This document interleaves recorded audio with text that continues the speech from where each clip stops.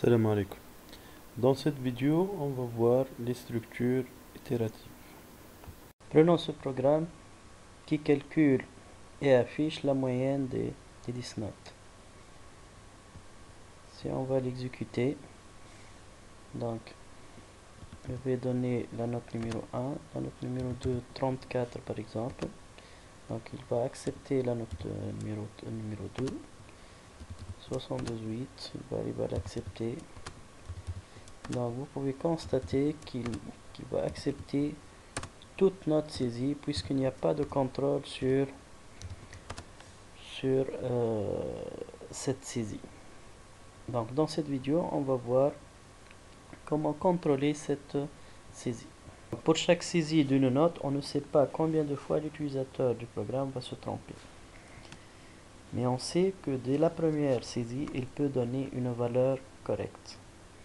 C'est-à-dire, nous avons besoin d'une boucle où le nombre d'itérations est inconnu à l'avance et on exécute au moins une fois les traitements.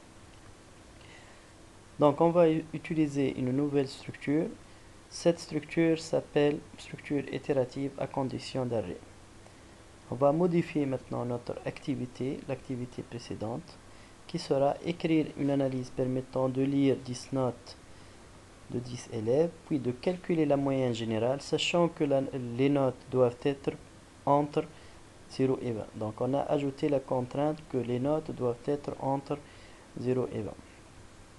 Donc on va commencer par l'analyse, qui est la même chose que l'analyse de l'activité précédente, sauf qu'on va ajouter une contrainte, c'est-à-dire une boucle. Donc cette boucle sera répétée, TDI égale à donner, entre parenthèses, donc donner la note de l'élève numéro I, jusqu'à T de I supérieur ou égal à 0 et T de I inférieur ou égal à 20. Bien sûr, ici on ne peut pas écrire T de I dans l'intervalle 0.20 puisque T de I est de type réel et non pas de type scalaire. Donc le tableau de déclaration des objets sera le même. Tableau de déclaration nouveau type. L'algorithme, donc on va utiliser la structure répétée jusqu'à à l'intérieur de la boucle pour. Traduction Pascal.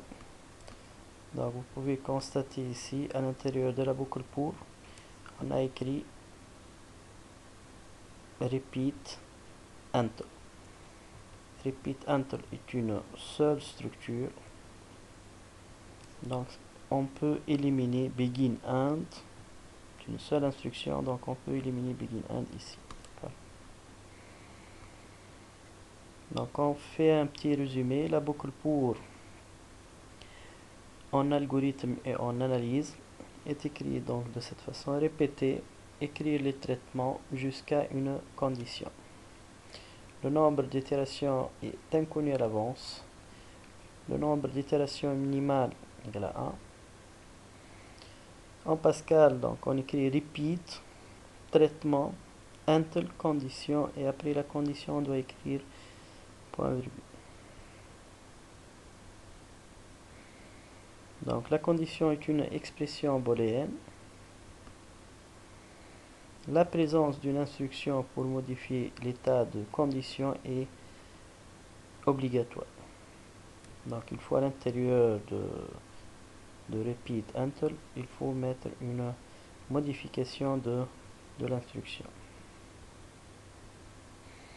Si on va définir cette structure, donc un résultat a une structure itérative à condition d'arrêt si la répétition d'une suite d'instructions jusqu'à ce qu'une condition d'arrêt passe à l'état vrai.